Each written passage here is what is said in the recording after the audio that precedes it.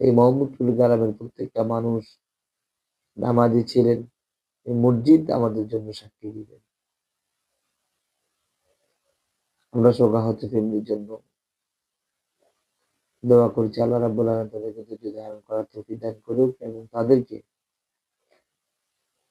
তাদের সন্তানকে, যারা আছে তাদেরকে নেক হায়াত দারাজ করুন। আর আমাদের আলহামদুলিল্লাহি ওয়া কাফা ওয়া সালামুন আলা ইবাদিহি আল্লাযীনা ইসতাফা, আম্মা বা'দ, ফাআউযু বিল্লাহি মিনাশ শাইতানির রাজীম, বিসমিল্লাহির রাহমানির রাহিম।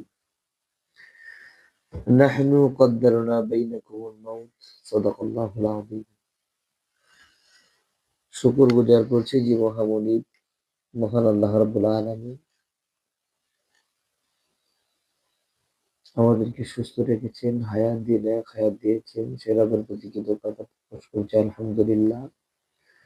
লাখো কোটি দরুদ ও সালাম বিশ্বনবী মানবতার নবী, নবী কুলের শিরোমণি সাইয়্যিদুল মুরসালিন খাতামান নবিয়্যিন নবী মুহাম্মদ রাসূলুল্লাহ সাল্লাল্লাহু আলাইহি ওয়াসাল্লাম। সম্মানিত এলাকাবাসী, সম্মানিত ফেসবুক সকল বন্ধুগণ, সকলে কেমন আছেন? আশা করছি সকলে ভালো আছেন। আল্লাহ সকলকে সুস্থ রাখুক, ভালো রাখুক, সকলের জন্য শুভকামনা। আমার প্রাণপ্রিয় গ্রামবাসী, আপনারা কেমন আছেন? আশা করছি আপনারা তেমনটা ভালো নেই, কারণ আমাদের গ্রামেও অনাকাঙ্ক্ষিত দুটি ঘটনা ঘটে গিয়েছে। আমাদের মোহাম্মদপুর পুরাতন বাড়ির জব্বার কাকার ছেলে বেলাল একটি দুর্ঘটনায়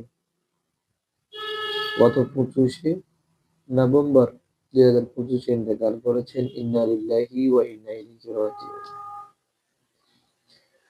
আরো একটি ঘটনা ঘটেছে মোহাম্মদপুর পশ্চিম পাড়া।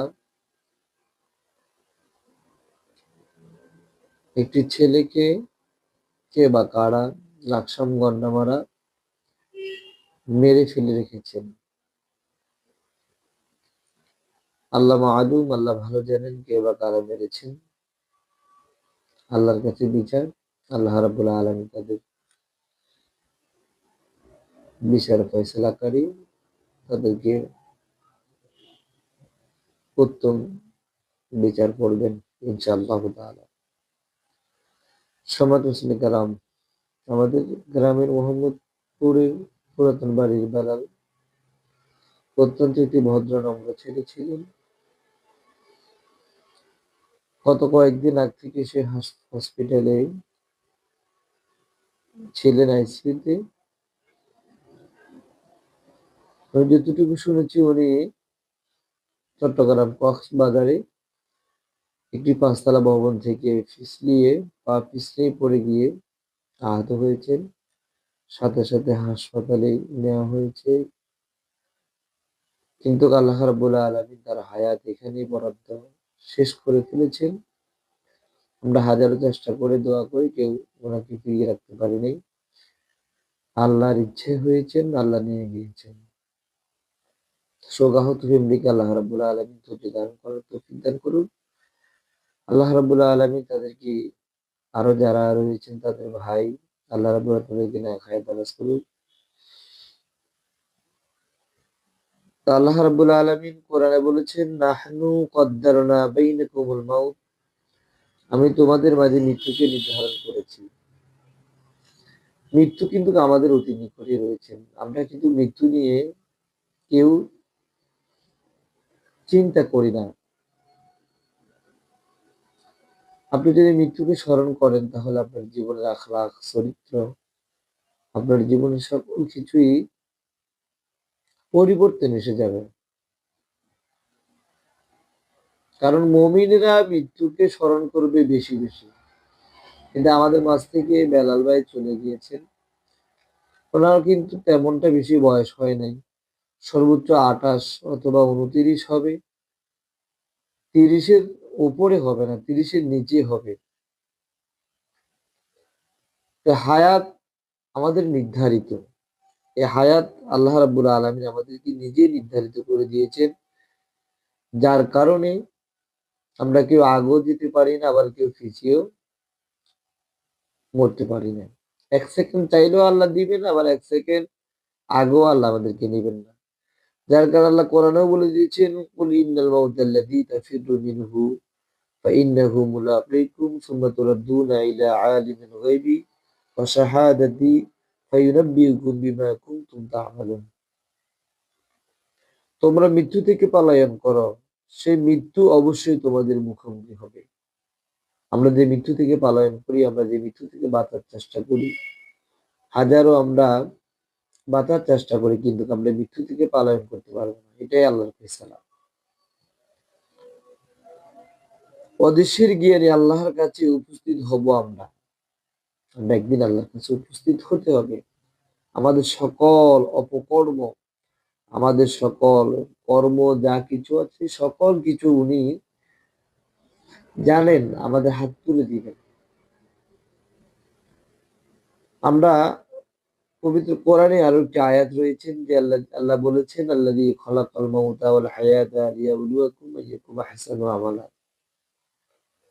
আমি মৃত্যুকে সৃষ্টি করেছি, হায়াত সৃষ্টি করেছি, এবং মধ্যখানে তোমাদের যে সময়টুকু দিয়েছি সেটা হলো তোমরা আমলে সালিহাত কেমন আমল করতে পারো, তোমাদের আমলটা কতটুকু পরিপূর্ণ। দুনিয়াতে বাড়ি গাড়ি সম্পদ নিয়ে যে বাড়াবাড়ি করছো, এই সম্পদ তুমি ভোগ করতে পারবে কিনা সেটাই হলো সবচেয়ে বড় কথা।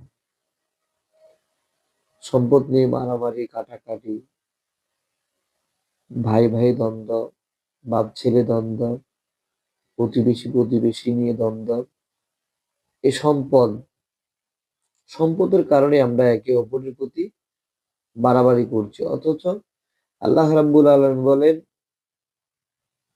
তোমরা কেউ চিরজীবন এই দুনিয়া থাকতে পারবে না। ক্ষণস্থায়ী দুনিয়ার মধ্যে এত বাহাদুরি আমরা দেখাচ্ছি, এত আমঝাম আমরা করছি, এই দুনিয়াতে কি আমরা থাকতে পারবো? আমরা কেউ এই দুনিয়াতে চিরকাল থাকতে পারবো না। আল্লাহ রাব্বুল আলামিন আমাদেরকে দুনিয়াতে চিরকাল থাকতে দিবেন না। আমরা আমাদেরকে মৃত্যু নামক, আমি আশাবাদী আমরা সকলেই আল্লাহর দিকে মুতওয়াজ্জা হয়ে যাই, আল্লাহর রজ্জুকে শক্ত করে ধরি, আল্লাহর কোরআনকে মানি, 5 ওয়াক্ত নামাজ দিয়ে নিজেদের জীবনটাকে আমরা গড়ে তুলি। তাহলে মৃত্যু থেকে আমরা পালায়ন আর করতে হবে। আর যারা সালাত আদায় করে, আল্লাহ রাব্বুল আলামিনের বিধানগুলো যথারীতি আদায় করে, তারা মৃত্যুকে কোনোদিন ভয় করে না। কারণ মৃত্যু হলো ইমানদারের জন্য একটা হাদিয়া, একটা তোহফা। হাদিসে বলা হয়েছে, তুহফাতুল মুমিনিনাল মাউত। ইমানদারের জন্য মৃত্যুটা হলো একটা হাদিয়া। ইমানদার মৃত্যুকে গ্রহণ করে, ইমানদার মৃত্যু থেকে পালায়ন করে না। কাফের মুশরিক মৃত্যু দেখলে পালায়ন করে, লুকানোর চেষ্টা করে, কিন্তু ইমানদাররা মৃত্যু থেকে পালায়ন করে না। ইমানদাররা মৃত্যুকে আতরের মতো গায়ে মেখে হাসি মুখে বরণ করে। সুবহানাল্লাহ। সালমান এলাকাবাসী, বেলাল ভাই আমাদের থেকে বিদায় নিয়েছেন। আমরা কে বা কারা কখন চলে যেতে হয় আমরা জানি না। আমি আশাবাদী সকলেই আমরা দ্বীনের পথে দ্বীনের পথে আসার জন্য আহ্বান জানাচ্ছি।